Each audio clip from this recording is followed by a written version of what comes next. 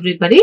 Already we have seen how to calculate the inverse by Gauss-Jordan method in the last class. Now, proceeding further in the theory of matrices, we have linear transformations. This linear transformations in module 2, we have the following topics: Cayley-Hamilton theorem, the statement, the verification, and finding inverse and powers of the matrix. Next, we have linear independence and dependence of the vectors. Next, linear transformations, and find the procedure for finding eigenvalues and eigenvectors of the matrix. At last, the diagonalization of the matrix. So these are the topics which we have under module 2 in linear algebra and calculus. That is the second part of the matrices. So let us go to the very first topic, that is Cayley-Hamilton theorem. What does the Cayley-Hamilton theorem states and how it is useful for finding out the powers of the given matrix and inverse of the matrices. Now, it states that the Cayley-Hamilton theorem states that substituting the matrix A for x in polynomial of the determinant of the given matrix, that is lambda I minus A, results to zero matrix such as P of A is equal to 0. So I would like to explain what is Cayley-Hamilton theorem. It says that suppose A is any square matrix. A is any square matrix. Okay, A is any square matrix, then A minus lambda into A minus lambda into I, the determinant is equal to 0, gives a polynomial equation, in terms of lambda, polynomial equation in terms of lambda. Let us suppose that I'll take with a better example. Suppose I have a matrix 1, 2, minus 1. 1 is a matrix A. Okay, matrix A. Then A minus lambda I is equal to, then A minus lambda I, determinant of A minus lambda I is equal to determinant of 1 minus lambda, 2 minus 1, 1 minus lambda, determinant is equal to 0. So if you calculate the determinant of this matrix, that is 1 minus lambda whole square plus 2 is equal to 0. So expanding, lambda square plus 1 minus 2 lambda plus 2 is equal to 0. So we are going to get it as lambda square minus 2 lambda plus 3 is equal to 0. So this is this equation, we call it as a characteristic equation. So the equation obtained by finding the determinant of A minus lambda I, where lambda is called as an eigenvalue, Okay, so that equation is called as a characteristic equation. So lambda square minus 2 lambda plus 3 is equal to 0 is a characteristic equation.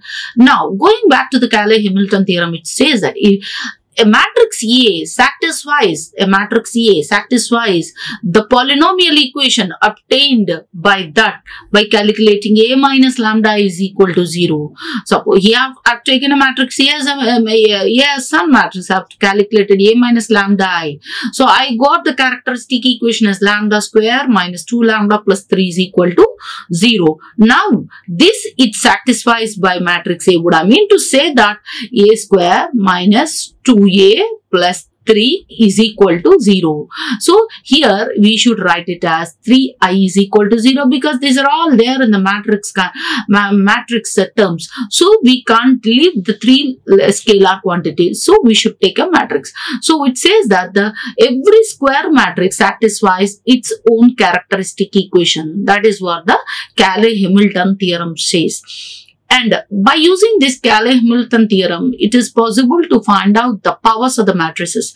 Powers of the matrices. Suppose if matrix A is there, here, look, I have taken the example. I got the polynomial equation A square minus 2A plus 3I is equal to 0. Suppose if I want to find out A square, then I can do it.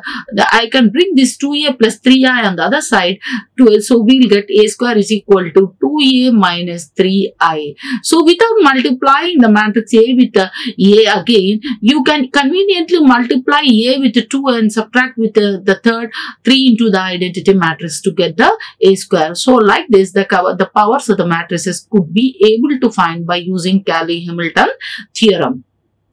Okay, so here we have taken one more example, a 2 into 2 matrix, 1, 2, 3, 4. Let us suppose that 1, 2, 3, 4 is a matrix. Now, A is 1, 2, 3, 4. So, A minus lambda I. Calculate A minus lambda I. Then you take the determinant. Okay, 1, 2, 3, 4. 1, 2, 3, 4 minus lambda, a scalar quantity, into the identity matrix 1, 0, 0, 1. Okay, so subtract these two. That is nothing but 1 minus lambda, 1 minus lambda, right? And 2 minus 0 into lambda, that is 2. And 3 minus 0 into lambda, that is 3. Into 4 minus lambda. So take the determinant. So this is what the matrix I got, A minus lambda I.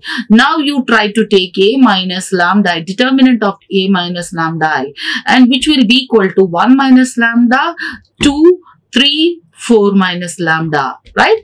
Okay, so you take find out the determinant of this, and this is nothing but 1 minus lambda into 4 minus lambda minus 6. Expand this. So you are going to 4 into 1, 4 minus lambda plus lambda square minus 6. So you are going to get it as lambda square minus 2 lambda plus 10 is equal to 0. So this is a characteristic equation which I got it. So according to the Cayley-Hamilton theorem,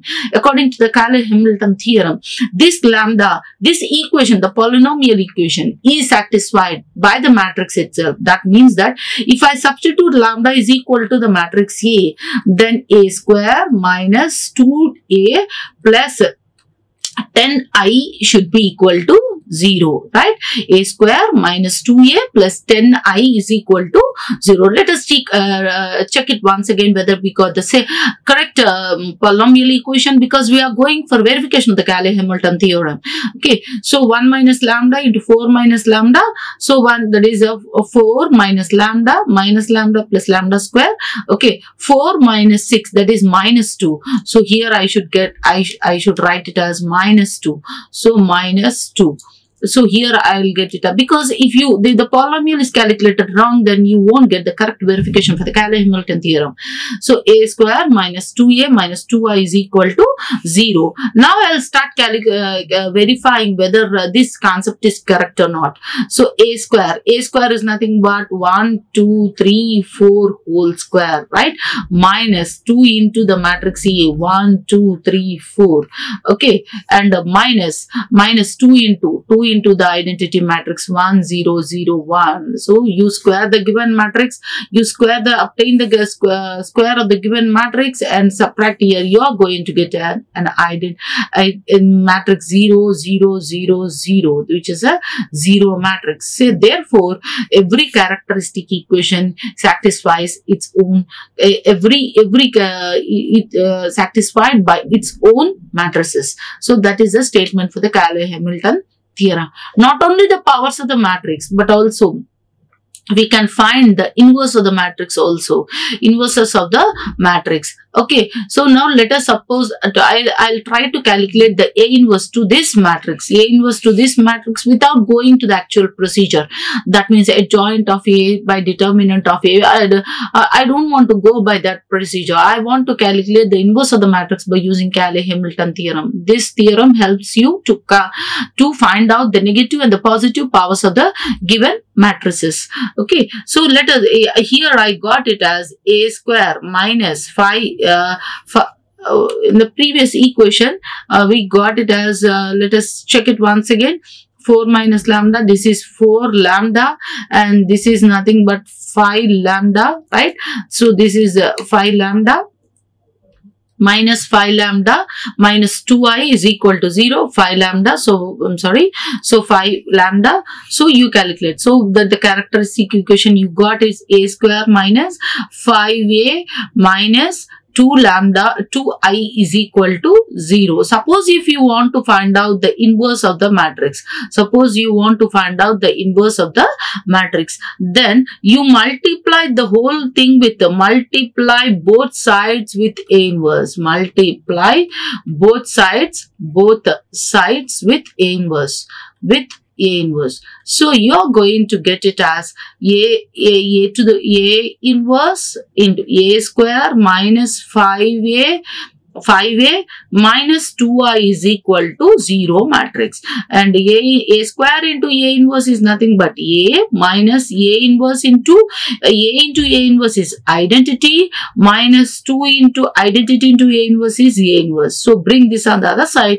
So 2a inverse is equal to a minus 5i. Divide throughout with 2. So a inverse is equal to 1 by 2.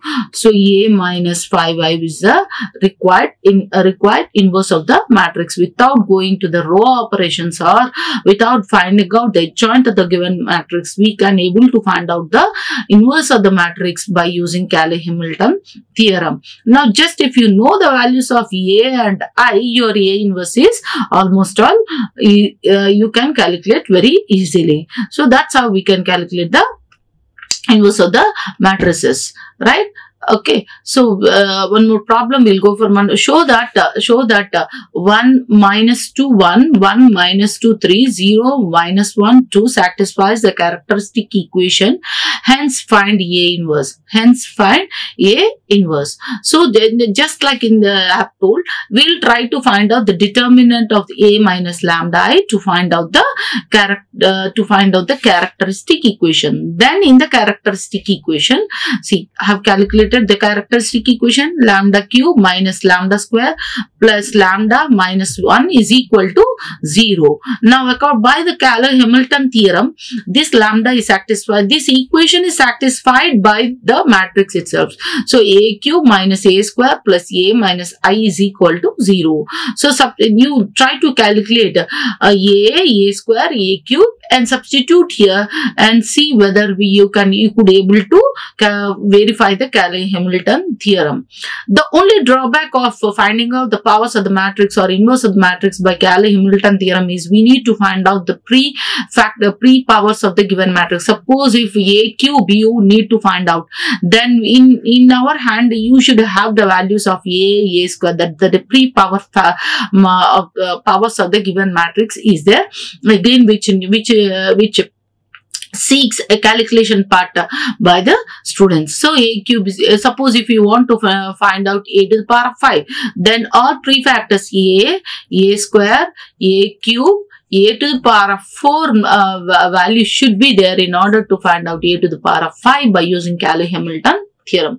So that is the only drawback you have by using Cayley-Hamilton theorem, right?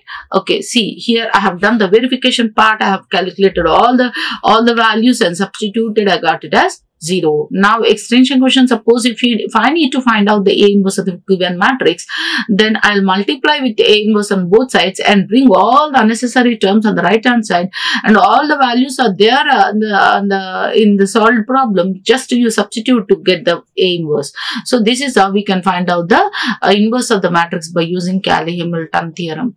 So one more question, using Cayley-Hamilton theorem, find the inverse and a to the power of 4. Here also we need to find out the fourth power of the given matrix. Instead of multiplying a again and again in 3 times, we need to substitute the value in the characteristic equation. So let us see what we are going to get the characteristic equation as. We have got the characteristic equation as a cube minus 5a square plus 7a minus 3i is equal to 0. So a inverse, if you bring all the other terms on the right hand side, so and calculating a square, a cube, a inverse is almost all you can calculate very easily. So this is how we can do the problems on the Cayley-Hamilton theorem, and I have verified the Cayley-Hamilton theorem for this problem also, and find it the values of a to the power of 4. So I brought this 5a cube, 7a square, 3a on the right hand side. So a to the power of 4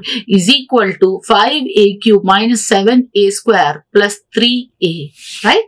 Okay, I'll repeat once again. Cayley-Hamilton theorem says that every square matrix satisfies its own characteristic equation. Okay, and Cayley-Hamilton theorem is used to find out the inverse, not only A inverse, A to the power of negative and the positive powers of the given matrix. Okay, suppose if you go for the Gauss-Jordan method or any other method, we can able to find out A inverse, but it's not possible to find out A to the power of minus 2. But using Cayley-Hamilton theorem, we can able to find out A to the power of minus 2, A to the power of minus 3. That is the negative powers of the matrices, and the positive powers of the matrices could be able to find it. But only the default and the demerit of the Cayley-Hamilton theorem is it needs a pre-power matrices. The values of the pre-power matrices should be there in our hand to find out the higher power matrices. That is the only demerit of Cayley-Hamilton theorem. So that's about the Cayley-Hamilton theorem. Thank you. Like, share and subscribe. Hit the bell icon for more updates.